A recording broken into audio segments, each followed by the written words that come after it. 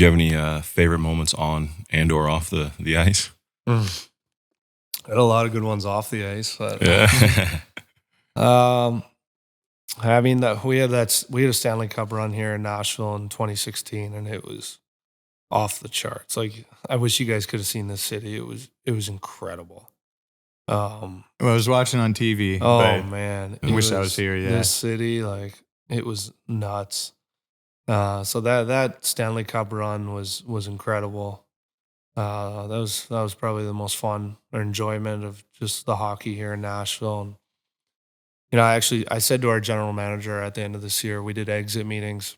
We do it every year after the year, and we just talk about plans in summer, what they want from us, what they liked about our year, and all that stuff. And I just said at the end, I want to thank you guys. Like, I hope you know from just coming from a player how much we love playing here, how much we respect you guys. Like, you guys have built a culture here in Nashville where everyone loves to play here. We're all grateful to play here, and it's so enjoyable to do what we do here in Nashville, and you guys make it so much fun, and it really is, in my opinion, the best place to play in the league, and we love it. Fucking awesome. Yeah, man. I'm really excited to get to know this city. You know what I mean? Like, I love traveling and love getting to meet new people and getting out there. And, I think over the next few days, we'll get a chance to do that. But, like, getting me fired up to get out there in Nashville. Man, for me, it's the energy. Like, I'm from Vancouver, and I got traded here, and I'm like, okay, I'm retiring here. After a year, I'm like, even if I get traded tomorrow, like, I'm still going to come back and live here and retire. Like, for me and my personality, it's like, it's so laid back. The energy is just, it's like Vegas. Like, no one's not having fun. Everyone's having the time of their life. Like they're just, everyone's smiling. There's so much to do. And I just love that. Like, I like how you don't have to go to a restaurant, like, dress up nice or wear a $500 t-shirt. Like, I can just wear my Troubadour shirt and go to any restaurant. And like, I just love how easygoing it is. And for me, it's the best place in the country for sure to live in. Are you a big fan of music? Yeah, huge music guy. Yeah. A lot of live music out here. A lot of live music. Yeah. Yeah, so growing up, like, country music actually is huge back home. And then moving here and just, like, get to know people and come out here, and next thing you know, you're, like, just naturally hanging out with, like, music superstars.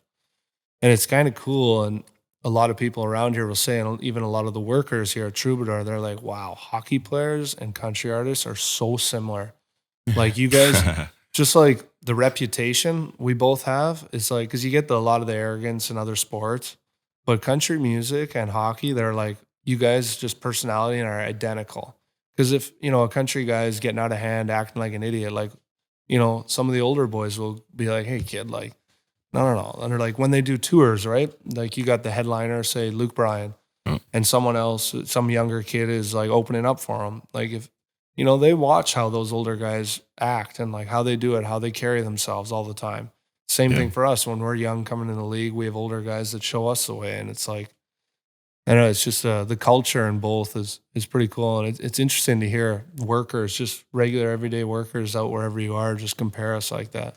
That's great. Yeah, it's funny you say that because that's exactly, you mentioned Luke Bryan, Cole, who was just on Cole Swindell, was saying that as he was watching basically Luke and what he was doing, and it helped him become more professional. And when he stepped into the space where now it's his turn, he was ready, because he saw everything Luke Bryan was doing. Yeah. It's cool, man. Yeah. Cool story about Cole, because you just had him on. So we just started hanging out for the first time or two, and he comes over and we're sitting around a fire just chilling, maybe having a couple drinks, can't remember, but we're sitting there, and he's like, hey dude, like, I want to show you guys a song, like, I've been working on it, I don't know if it's gonna be a big one or if it's good, or I just want to get you guys' opinion. And I'm like, yeah, because we all love music and whatever, and I'm like, yeah, we'll listen to it, of course.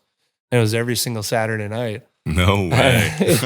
And he's just like, do you think this has potential? And I'm like, this when White Claws were like just exploding. And I'm like, dude, I'm like, you're going to make White Claw a lot of money too with this. Oh, yeah, right. Dude, that's awesome. But that's just like a day in Nashville. Yep. I'm like, you guys have seen too now, spending some time here. Like, it's just like a regular day. And all those country guys are so humble and easygoing. Yep. And it's awesome. Yeah, I had that happen with Tim McGraw's song "Humble and Kind." I heard it way before, and he was like, from what I was hearing, a little nervous to put it out there. A couple of songs on that album, man. And it was like I was listening to it. I was like, we couldn't turn it off, man. No. It's just such a good song, and when you hear that beforehand, it's amazing to see the trajectory of like. Yeah. You hear it and you know, and then everyone else hears it and it's at the top of the charts now. Totally. No big deal. Yeah. Totally. I became best friends with Chase Rice. I think you guys have got him on tomorrow. He's awesome, dude. And we were hanging out one night and we were having beers at my house, and he's like, all right, I'm tired. I'm going home.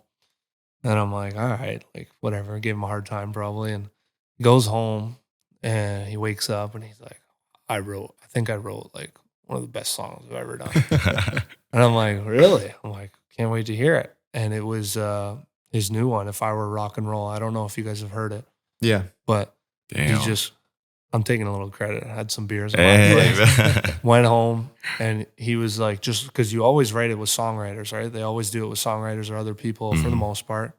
He was on his couch, just had a couple ideas, and boom. And he said to me now, and I'm sure, unless he lied to me, I'm sure he'll say it. He was like, this is my favorite song. Like, I'm most proud of this song that I've done. And I think that's so cool. Like, that's so cool. I feel like that's like a day in Nashville. Like, day in Nashville, baby. I feel like that's the best way too for like creativity to strike. Like it literally just hits you. Yeah. And it's like, write it down, record it, whatever you got to do. Like, just do it. Like, fuck yeah. It's crazy. He's got like his little notes on his phone, and I'll say something stupid, and he'll pull out his phone, and like, I'm like, you just write that down? He's like, yeah, I got if I liked it, so I'm gonna write it down and then just look at it later on. And I'm like, that's great. Makes sense, sure. I got friends who do that with a lot of times. Like we have a big friend group, and if you get some good jokes, and the next thing you know, it's in one of our friends' movies, and I'm like, I'm pretty sure I said that in like 2017 with the group, and everyone was laughing. I'm like, now you're listening to it on the big screen. Yeah. It's funny the way that works. Yeah, man. I should be getting some cash for that. Yeah, where's the credits at? Yeah. No, would you ever? Awesome. Now that you're out in Nashville and you love it out here, you think you might be a country singer one day? No, absolutely not. You don't want to. And I'll sing my heart out to some Nickelback. You put some Nickelback on the speakers, I'll sing my heart out. That's good. Thank you for watching Studio 22. Don't forget to like, share, and subscribe. And follow our socials at Studio 22 Podcast.